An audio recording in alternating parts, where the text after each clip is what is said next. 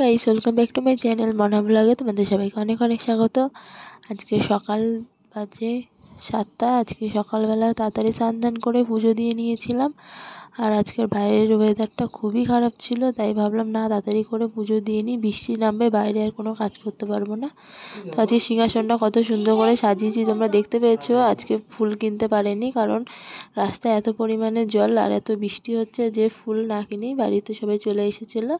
তাই বাড়ির পাশ থেকে ফুল তুলেছিলাম আজকে। এই সত্যি বলতে এই বাড়ির পাশের ফুলগুলোই বেশি সুন্দর লাগে, সিংহাসনটা পুরো ভরা ভরা লাগে দোকানের ফুলের থেকে। তো চলো বন্ধুরা, আজকে আমাদের বাড়ির পাশটা তোমাদের দেখিয়ে দিলাম কত পরিমাণে জল হয়েছে।